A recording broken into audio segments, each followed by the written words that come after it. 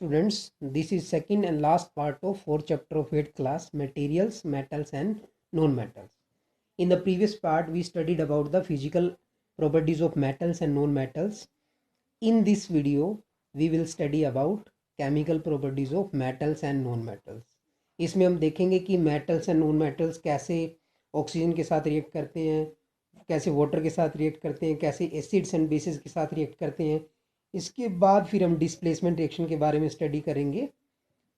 तो दोनों का बिहेवियर अलग होता है, मेटल्स का अलग होता है, नॉन मेटल्स का अलग होता है।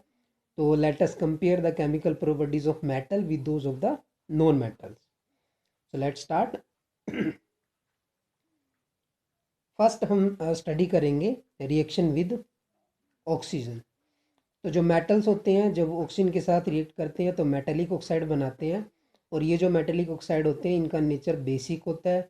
ये हमें पता कैसे चलता है कि वो बेसिक है, क्योंकि जब इन मेटेलिक ऑक्साइड को आप वाटर के साथ रिएक्ट करवाते हो तो उससे बेस बनते हैं। फॉर एग्जांपल मैग्नीशियम है, वो ऑक्सीजन के साथ रिएक्ट करके मैग्नीशियम ऑक्साइड बनाएगा, और जब आप मैग्नीशियम ऑक्साइड को वाटर के साथ रिएक्ट करवाओगे तो मैग्नीशियम हाइड्रोक्साइड बनता है। सिमिलरली नॉन मेटल्स जब ऑक्सीजन के साथ रिएक्ट करते हैं तो वो नॉन मेटेलिक ऑक्साइड बनाएंगे, और नॉन मेटेलिक ऑक्साइड का नेचर एसिडिक होता है, क्योंकि जब वो वाटर के साथ रिएक्ट करते हैं तो उससे एसिड बनते हैं। फॉर एग्जांपल सल्फर ऑक्सीजन के साथ रिएक्ट करके सल्फर डाइऑक्साइड बना रहा है, और सल्फर डाइऑक्साइड को जब आप वाटर से रिएक्ट करवाते हो तो क्या बनेगा, सल्फ्यूरस एसिड बनेगा। तो बहुत ही सिंपल रिएक्शन है। ये कुछ और रिएक्शन आपको बताए गए हैं मेटल्स एंड नॉन मेटल्स के विद ऑक्सीजन। जैसे आयरन ऑक्सीजन के साथ रिएक्ट करके फेरिक ऑक्साइड बना रहा है, एल्यूमिनियम ऑक्सीजन के साथ रिएक्ट करके एल्यूमिनियम ऑक्साइड बना रहा है। Similarly non metals sulphur sulphur dioxide बनाएगा, कार्बन कार्बन डाइऑक्साइड बनाएगा। तो जो फर्स्ट रिएक्शन आपको बताई गई है इससे रस्ट लगता है, लोहे को जंग लगता है। जो जब आयरन एयर के और मॉइस्चर के कांटेक्ट में आता है उससे रस्टिंग हो जाती है आयरन की। जो आपने देखा होगा किस टाइप से लोहा ख़राब हो जाता है जंग लगने के बाद। ये कुछ पिक्चर्स आपको दिखाई गई हैं। तो सिमिलरली और मेटल्स को भी रस्टिंग होती है, जैसे कॉपर है, कॉपर के ऊपर आपने ग्रीन कलर की कोटिंग देखी होगी, ग्रीनिश डिपॉजिट हो जाता है कॉपर वेसल के सरफेस के ऊपर। तो वो उसकी कॉपर की रस्टिंग है कि जब लंबे टाइम तक कॉपर वेसल मॉइस्ट एयर के कांटेक्ट में आता है तो उससे उसके ऊपर ग्रीनिश कोटिंग हो जाती है। नीचे ये रिएक्शन बताई गई है कि कॉपर की रस्टिंग है वो किस रिएक्शन के थ्रू होती है। अब हम समझेंगे कि जो रस्ट होता है उसका नेचर एसिडिक है या बेसिक है। तो उसके लिए आपने थोड़ा सा रस्ट लेके उसको थोड़े वाटर में डाल देना है, सस्पेंशन बन जाएगा। फिर उसमें से थोड़ा सा सैंपल लेके आपने उसमें लिटमस पेपर को डिप करना है। आप रेड लिटमस पेपर का यूज़ करोगे तो देखोगे कि जो रेड लिटमस पेपर है वो ब्लू हो जाएगा। तो ब्लू होने का मतलब ये है कि वो उसका नेचर कैसा है, बेसिक है।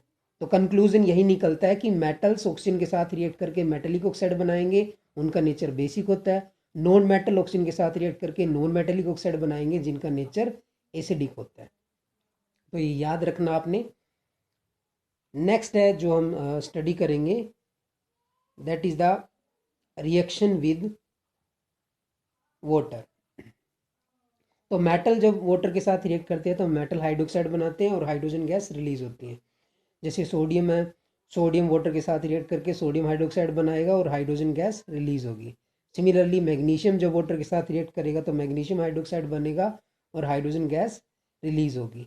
नॉन मेटल्स जनरली वाटर के साथ रिएक्ट नहीं करते हैं, इसके बारे में आपको आगे बताया जाएगा।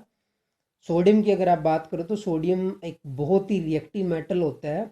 ये ऑक्सीजन और वाटर के साथ विग्रसली रिएक्ट करता है, मतलब एकदम कॉन्टैक्ट में आएगा, बहुत ही विग्रस रिएक्शन होगा, इससे बहुत ज़्यादा हीट जनरेट होती है। तो इसको एयर और इसके वाटर के कांटेक्ट से बचाने के लिए केरोसिन में स्टोर किया जाता है। ये इसका रिएक्शन बताया गया आपको। देख सकते हो आप सोडियम जब वाटर के साथ रिएक्ट करता है तो कितना विग्रस रिएक्शन होता है, तो इसलिए केरोसिन के अंदर इसको स्टोर करते हैं। नेक्स्ट है नॉन मेटल का जो रिएक्शन वाटर के साथ आपको बताया कि ये रिएक्ट नहीं करते हैं, बट एयर के प्रति ये बहुत ज़्यादा रिएक्टिव होते हैं, तो इसलिए नॉन मेटल्स को हम वाटर में स्टोर कर लेते हैं। जैसे फॉस्फोरस एक बहुत ही रिएक्टिव नॉन मेटल है, अगर इसको खुला छोड़ दो तो ये फायर कैच कर लेता है, तो इसको उससे कॉन्टैक्ट में आने के लिए, रोकने के लिए हम क्या करते हैं, इसको वाटर में स्टोर कर देते हैं। नेक्स्ट है रिएक्शन विद एसिड्स। मेटल जब एसिड के साथ रिएक्ट करते हैं तो मेटेलिक सोल्ट बनते हैं और हाइड्रोजन गैस रिलीज होती है। फॉर एग्जांपल जिंक है, जब हाइड्रोक्लोरिक एसिड के साथ रिएक्ट करता है तो जिंक क्लोराइड बनेगा, जो इसका मेटेलिक सोल्ट है, और हाइड्रोजन गैस रिलीज होगी। मोस्टली जो नॉन मेटल होते हैं they do not react with acid, but कुछ नॉन मेटल हैं जैसे सल्फर है वो रिएक्ट करते हैं कंसनट्रेटेड नाइट्रिक एसिड के साथ, सल्फर डाइऑक्साइड बनेगा, नाइट्रोजन डाइऑक्साइड बनेगी और वाटर बनेगा। आपको नॉन मेटल्स की रिएक्शन इतना नहीं स्टडी करनी है। Next is the reaction with basis. तो इसके लिए एक छोटी सी एक्टिविटी है। सबसे पहले आपने क्या करना है, एक फ्रेश सॉल्यूशन बनाना है सोडियम हाइड्रोक्साइड का। अब वो सॉल्यूशन कैसे बनेगा, 5 ml वाटर लेना, उसमें 3-4 पैलेट सोडियम हाइड्रोक्साइड के डाल देने, और ये बहुत ही ध्यान से करना है क्योंकि ये एक्सोथर्मिक रिएक्शन होता है। फिर उसमें आपने एल्युमिनियम फॉयल डालना है, और टेस्ट ट्यूब के माउथ के ऊपर आपने जलती हुई माचिस की तीली लेके आनी है। तो आप क्या ऑब्जर्व करोगे, जैसे ही आप वो माचिस की मैच स्टिक उसके माउथ के पास लेके जाती हो, एक पॉप साउंड आती है, पॉप करके साउंड आएगी। ये जो पॉप साउंड होती है ये क्या इंडिकेट करती है, it indicates the presence of hydrogen gas. तो इसका कंक्लूजन यही निकलता है कि जब भी मेटल बेस के साथ रिएक्ट करते हैं उससे हाइड्रोजन गैस निकलती है। जैसे सोडियम हाइड्रोक्साइड का भी आपको रिएक्शन बताया गया था। नॉन मेटल्स के जो बेसिस के साथ रिएक्शन होते हैं वो कॉम्प्लेक्सिस रिएक्शन है, वो हम स्टडी नहीं करेंगे, हायर क्लासेस में आप वो स्टडी करोगे। नेक्स्ट है displacement reaction. Displacement reaction, displacement का मीनिंग होता है किसी को उसके स्थान से हटा के उसकी जगह ले लेना। तो सिमिलरली इस रिएक्शन को समझने के लिए आपको ये बताया गया है, ए बी से काफ़ी स्ट्रोंग है, तो ए क्या करेगा, ए आएगा बी को वहाँ से हटा के ए बी की जगह पे बैठ जाएगा। तो A plus B C is equal to A C plus B.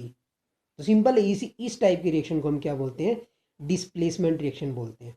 अब कौन किसको हटा सकता है, कौन सा मेटल किसको हटाएगा किसको नहीं हटाएगा, वो डिपेंड करता है मेटल्स की रिएक्टिविटी सीरीज पे।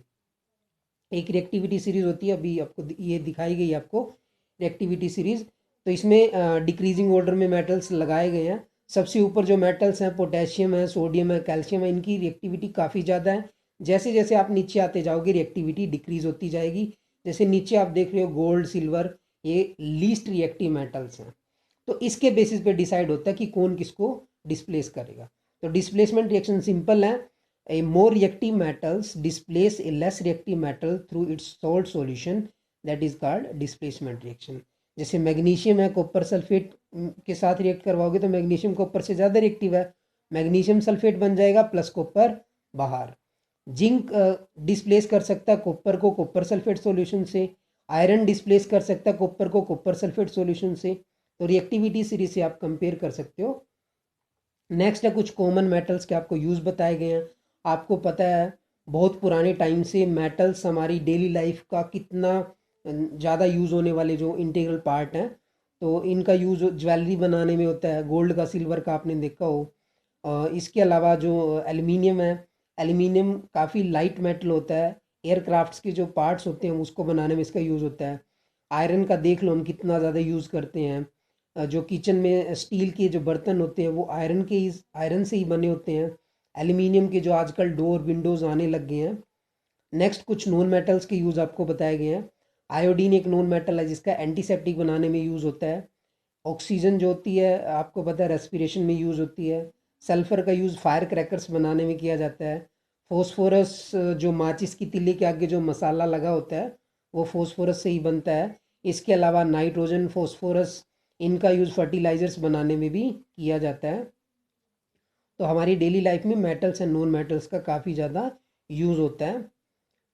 ये 2 क्वेश्चन आपके लिए हैं, ये दोनों आपने मुझे व्हाट्सएप करने हैं कि प्लांट्स में मैग्नीशियम किस फॉर्म में यूज़ होता है, क्या फंक्शन होता है, और हमारी बॉडी में आयरन कहाँ पे किस फॉर्म में यूज़ होता है। तो आई होप आपको समझ आया। Thank you, have a nice day.